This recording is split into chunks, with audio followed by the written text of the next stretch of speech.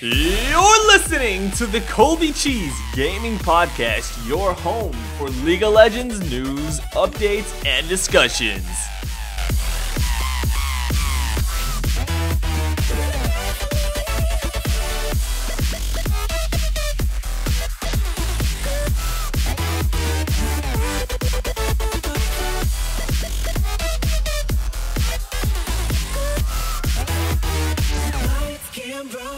Welcome back, everybody. I'm Colby Cheese, and I've got a really cool podcast for you guys today. I know you know that we just had MLG, so I have a little bit of discussion about that topic and about some of the different stuff that happened there. I have a lot of talk about some of the upcoming stuff in Season 3. Riot's been kind of spilling some things here and there, and just talking about what's going to be happening as well as the end of the Season 2 action. So let's talk about that stuff. And then I also have a lot of cool discussion on some really neat League of Legends resources that I use personally, and I just wanted to share those with you, give you guys an idea of how I use them to improve my gameplay and good stuff like that. So let's cue up the gaming footage. Whoop! So MLG Dallas was definitely an exciting event for me, just due to the fact that this is actually where I live here. It's hometown to me. And while MLG is not necessarily even close to the best League of Legends event at all compared to like IPL and then all of the other events that have taken place pretty much, I was still excited. I got a chance to hang out with a lot of the pro players and friends of mine as well. So my expectations pretty much came true. I expected the two Asian teams to come out on top, and I didn't really think they would lose any games to American or EU teams, since we are on a completely different level to those Asian teams. And honestly, I guess I can discuss like kind of why that is. And really it just comes down to the fact that from the very beginning, the organizations that created the Asian teams, they teamed up with some of the StarCraft 2 geniuses just StarCraft geniuses that have been, they pretty much had all of the right habits in place from day one. So they took in some of the best coaches and they put in these practice regiments that were successful for the top StarCraft players, and they applied that to the League of Legends teams. And obviously, as you can see, it definitely worked out. They practice for around 14 hours a day, doing things such as, like going into a custom game for an hour and just practicing last hitting at the turrets, and then practicing their team comp strategies and reviewing footages and seeing exactly what they did wrong and right. And I mean, it's very strict. They always stick to this 14-hour schedule every single day. They pretty much no-life it. And when you compare that to the way the European and American teams play and practice, it's just not even near the same. The American teams, they do solo queue, they play around, they party, and it's not really taken nearly as serious as what the Asian teams do. So it's just to be expected that they're going to be on a completely different playing level than us. But for the most part, it was actually really exciting. I really was rooting personally for Najin Sword, and generally I'm not too biased, but I'm a big fan of Magnoon. I love him. He's a great guy, and so I was hoping that they would win those matches. I watched the match, the first round of 3, and the final game that they would have, decided the tournament in. It was weird because they had like an hour-long game, and it actually was within 100 gold difference. Literally, the entire game was like 100 gold difference until, kind of the very end there when finally Azubu Blaze was able to get in there and win that game. And then the next round of 3, they just kind of played overall better than Najin Sword and took that series and was able to win the entire tournament. Pretty exciting games overall, though. We didn't see like an extremely large amount of unstandard play for the most part. We did see the Evelynn. This was all on the Kha'Zix patch, so we saw lots of Eve mid. Seems like Nocturne actually did really well for Najin Sword whenever they played him. They had this really aggressive playstyle where they'll dive early and they'll roam around a lot and just pick up all kinds of kills around the map and still play it safe and get great farm. They're just amazing at what they do, and they've got it down perfect.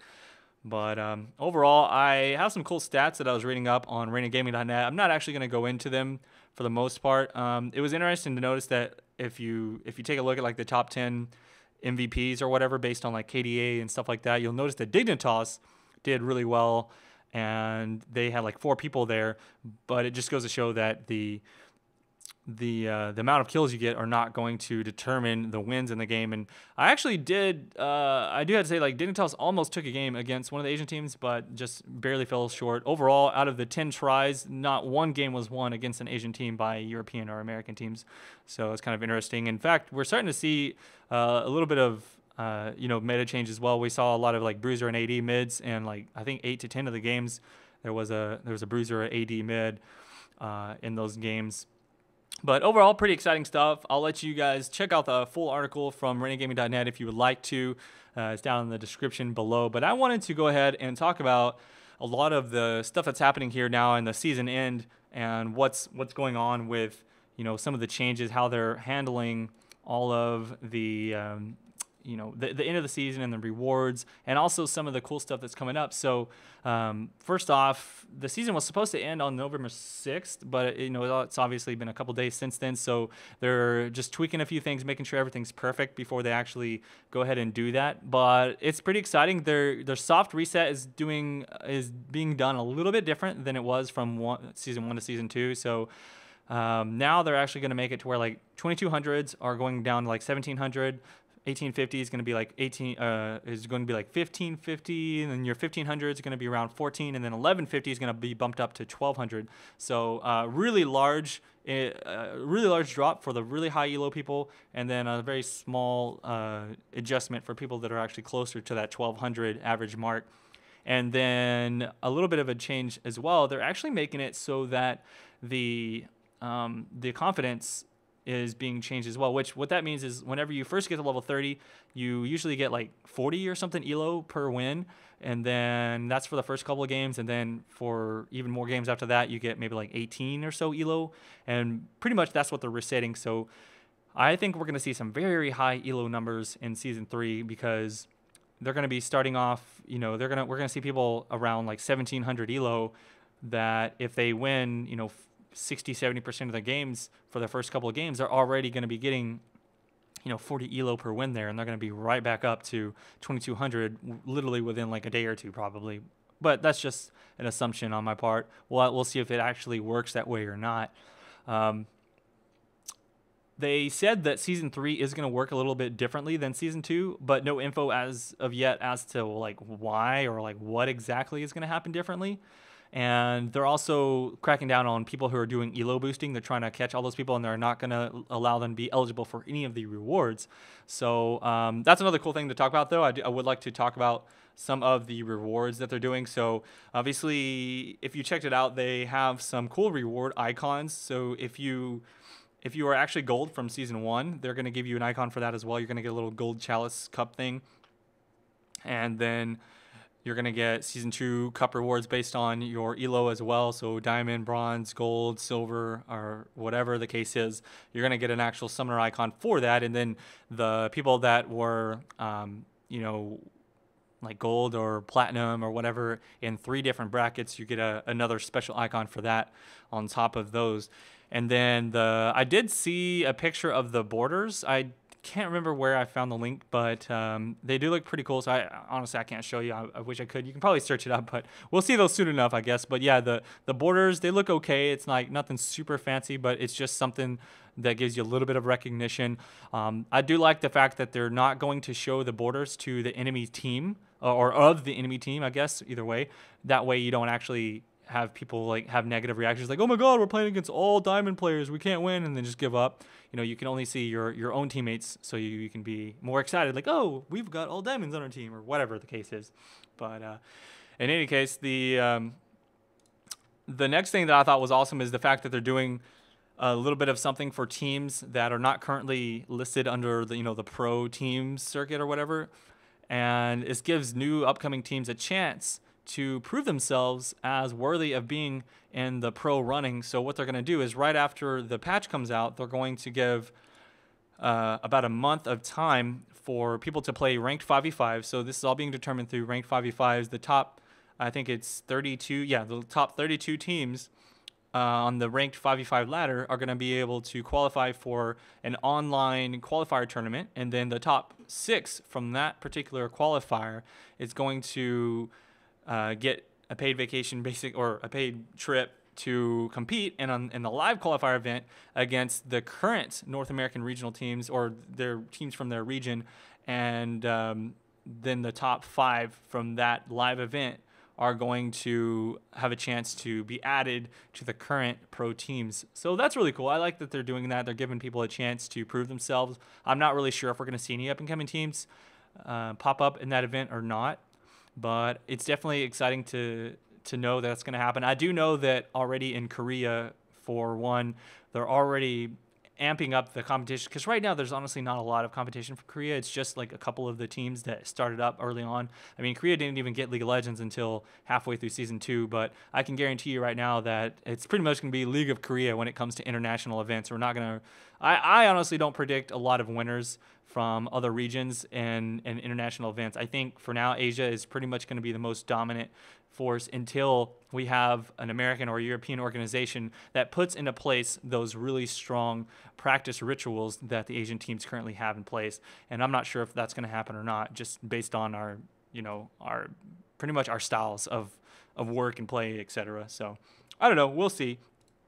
And the next thing though is they did do a little bit of announcing on some of the juicy details for what they're planning on doing in the upcoming weeks or whatever coming into the next season, and I'm guessing it's I think when I read it was about February is when the next season is actually going to officially start. So between basically now and February, they're going to start introducing all of these item changes where they're adding extra upgrade paths to the items. So for example, on Randuin's Omen, you will build, the same items, and there's no other upgrade paths for those mid-game items. But with the upcoming changes, they're going to make it so that you can turn that Warden's Mail into a different item that's not a Randuin's, so you don't have to feel like you're forced into building that always. And then they're going to add some different items that have certain active abilities that gives your AP carries like maybe more CC, or maybe your AD carries more AoE damage on their attacks, and things like that to kind of more customize people's builds and personalize that in the way that works. So there's going to be a whole lot of changes. And I know, like off the bat, I can already see people complaining about their favorite items being changed around and it's not the same. And another cool thing is they're actually upping the cost on flat resist and flat attack damage, so that you can't get that right away so easily. And then they're going to increase the effectiveness of the penetration as well. And I think that's due to the fact, and actually I already talked about that, and that's pretty much going to make your AD casters way more viable in this upcoming patch. So we're seeing some people playing like AD mids, like bruiser mids and things like that. But I think it's going to be pretty much, season 3 is going to be like the assassin and bruiser meta. We're going to see a lot of those really pop up and become a lot more popular now. But that's just a prediction. It may or may not be true. And then we're seeing changes to the jungle also. And also, obviously no specifics yet onto exactly what they're doing with the jungle. I'm actually super curious on that. But they're going to be revealing the complete details on that like very soon, and they're adding more items other than just Madreds for junglers to build, so that they have more options for that. And I don't know what they're doing to the camps, or I don't know exactly what it is, but I'm excited. So that's pretty much all I got for that. The masteries are being changed up as well, seeing as how right now the support tree really is not all that exciting. There's not a lot that you get for going full on into the support tree. So they're going to be adding some changes to the support tree, and I'm guessing just to the other trees all in general, to make everything more exciting, to mix up your different builds rather than just going the same standard stuff. So I hope that we'll see some pretty good stuff come out of that. And then they're actually adding the shield spell from ARAMs to the Summoner's Rift. And I'm not sure how I feel about this, because right now if you get heal, currently there's a counter to that. You can use Ignite to kind of counter that out. But with the shield spell, that's going to really hurt your bursty casters, whether it's a bursty AD or a bursty AP caster. it's going to hurt them because they just pop that shield and there's no counter to it. So I don't know. I think one cool thing would be that if true damage penetrated the shield spell, but I'm not sure if that's smart or not. And then they're actually making it so that heal is more of a support ability and rather than just a personal spell that you buy for yourself. Not sure exactly how they're changing it that way. If it's going to do more healing to other people than yourself, I don't know. But we'll see how that goes. So overall, that's pretty much all the information I have so far. Just kind of like hinting at stuff here and there. No solid concrete evidence, but I'm guessing within the next couple of weeks we should start seeing those changes in place, and I'll talk about them at that time. And then obviously we have Zed coming out real soon. I've already done my first look on that champion, so if you haven't already checked it out, make sure you go see my Zed first look video, and you can see all of his abilities. They actually have already tweaked him just a little bit, but he's still essentially the same as in the video, and obviously I'll be doing my first impressions of him once he comes out. So that's really all I've got to talk about for now as far as the changes that are coming up. But I do want to talk about some really cool League of Legends resources that I use and I've found recently that I've thought are just awesome. And the most recent one that I've picked up here is something that Spellsy recently put out. And you may have seen this on Reddit, I'm not sure. But it's a picking guide for solo queue supports. And this is actually really nice. As a person who doesn't really play supports, whenever I get stuck into playing a support, sometimes I'm not really sure the best one to pick. Like, I have a good idea because, you know, I just play like one or two supports well. But for those of you that are curious, like which supports are good against which lane matchups and which supports are good with which carries, you can use this little chart, and it's very easy to understand. And it helps you decide which support to pick with which matchups. So definitely check this out. I would say bookmark it, place it on your bookmarks, and when you go into a game and you're forced into playing support, or even if you play support as your main, use this as kind of a reference guide to give you an idea on what you should be doing. The next thing that I find really cool and useful is this website called championselect.net, and I don't use this so much personally. I have checked it out from time to time, but what it is a website where you basically find out a champion. Let's say you're going to be picking a mid or a top champion, just as an example, and you want to know what counters the champion that the enemy picks. So let's say they picked an Aurelia for top lane. You would just go to championselect.net, either type in Aurelia or click on her name, and it says Aurelia is weak against Olaf, Jax, Udyr, and Renekton. So you can say, okay, I play Olaf fairly well, so you can pick Olaf and you go against Aurelia. And then it says she's actually strong against Gangplank, Vladimir, Diana, and Jace. So those are the champions that you would try and avoid picking to go against her. But those are just good examples of some stuff you can use this website for. It's not always necessarily 100% accurate because it's based on like a voting system, but in a lot of the cases they're very close, and they at least give you an idea of what to play if you're not actually sure of what to pick. So I'd say bookmark this website as well, and you know, if you play either top or mid, it's best for those lanes. The other lanes, probably not that big of a deal. I'd stick to like the solo queue support thing, and the ADs, it's like you just pick whatever, and you'll be good to go. So cool website. And the other one, this is actually a cool program that I use, and it's I don't think a lot of people know about it, but it's called LSI, which is short for LOL Summoner Information. And what it does, you install it to your computer, and whenever you go into a game, you can hit a hotkey to pop up this little window that pulls information from lolking.net. And if you're not familiar with lolking.net, it's essentially a website you can go and you can find out people's elos, and you can find out their different, like which champions they're good at, what their win percentages and all that good thing.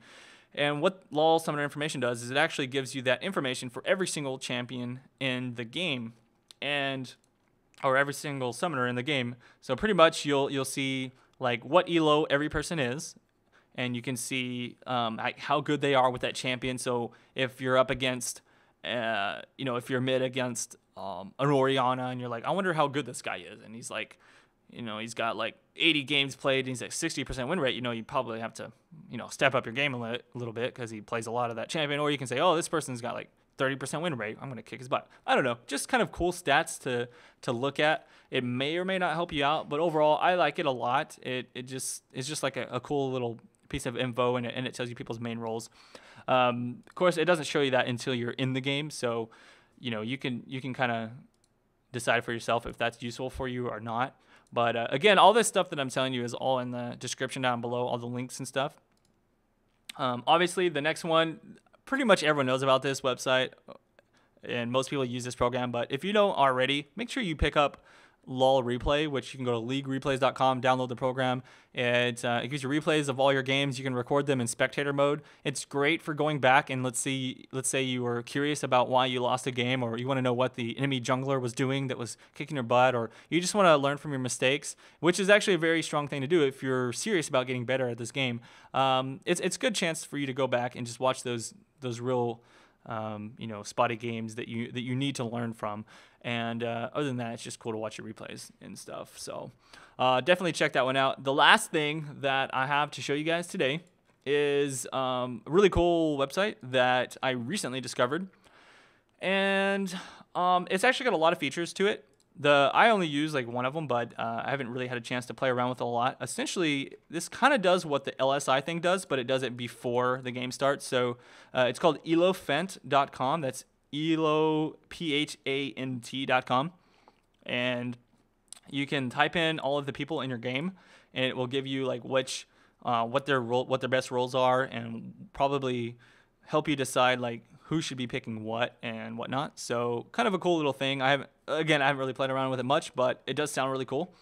And the thing I actually like the most about it is that they have this little spectate tab on the website, and you can spectate any game from North America, EU West, or EU East that are happening, whether you're friends with the people in the games or not. So let's say you're curious about you want to watch some really top players play the game. You want to see how certain people are playing champions. It's very well organized. You just go click on spectate, and it shows you starting at the top with like top elo games that are just now starting, going down into games that have been going for a while. So I just now clicked on it, and I can see a game now that's only been going on for 5 minutes between like Silsoul, iKennyU, I Will Dominate, 2,500 average game, and it tells you the average elo. So really cool stuff, and that's a good way for another thing. Like I said, one thing is watching your own replays, but if you're curious about how some of the top players play, you can kind of go analyze them yourself and watch them and check that out, which is basically what I've been doing with my pro champion commentaries. And hopefully you guys have been getting a lot out of that, about me watching those players myself and giving you my insight into what they're doing and why it's strong. So overall, other than those resources, the only other thing that I use a lot is, let's say I'm trying out a new jungler, or I'm just curious about different build options that players that are really good at the game are using with certain champions that I want to play. I'll actually go to Google and I'll type in, like, let's say I'm about to play like Jungle Jarvan. I'll say Jungle Jarvan LOL Pro, and then I'll hit enter, and then I'll go back to Google and I'll type Jungle Jarvan solo mid, and then hit enter, and you can go look up guides from those two websites, and those are usually the best websites to use for looking up guides and build paths and stuff for champions, as they're very simple to read, and it's very fast to load up the page and check those out. So I definitely check out lolpro.com and solomid.net for those type of guides and stuff whenever you're curious. I do get a lot of questions on like, hey, what's your best build with Riven, or what's your best build with Teemo? Like just random questions like that. And I'm like, I think to myself, like, I'm not the best person to ask just for like a random build like that. You can easily find extremely useful information such as that just by going to those websites and looking that up yourself. And if you want like a more detailed guide, you can just watch the ones that I've already got, obviously. But anyways, that's it for now. Hopefully you guys enjoyed the information I had on my podcast today. I'm planning on trying to do these every Monday. I wasn't able to do it this Monday because of MLG stuff, and I've kind of been a little bit busy, but I do plan on getting more on my regular schedule. As long as I'm not doing events and stuff like that. November is probably going to be the craziest month for me. So, I've got a lot of family stuff going on, and then IPL coming up at the end of the month, and then this, MLG just happened, and then we've got the Austin event. Another thing though is that I'd like to get your opinion. Would you like to see me do some interviews at events? I actually bought a lot of camera equipment and microphone and all that good stuff. And so I have the potential of meeting up with players and doing interviews and stuff like that. But, I don't necessarily want to just do the same exact type of stuff that other people are doing. So if there's something you would like to see, let me know. I can do coverage on events. I just have to get an idea of what you guys would be interested in watching. So please let me know. Either leave me some comments on my Facebook page or Twitter, or even here in the video. I do read all the comments, at least for a week or so after I put up the video. But I love to hear feedback on what type of videos you guys would like to see from events, because I go to all the events nowadays and I'm starting to take my video equipment. So anything you would like to see covered, let me know and I'll try to do that for you. But that's it for now. Thank you for watching my podcast. Please hit that like button, share this with your friends. Tell everybody that my podcast is starting back up weekly, as long as I'm not super busy, on Mondays. That's my plan. So hold me to it and kick my ass if I'm not doing that, and spam me and be like, where's the podcast? And I promise you I'll do my best to bring that to you, as well as as much useful information as possible. So I'll see you around for the next one, guys. It's Colby Cheese. Peace out.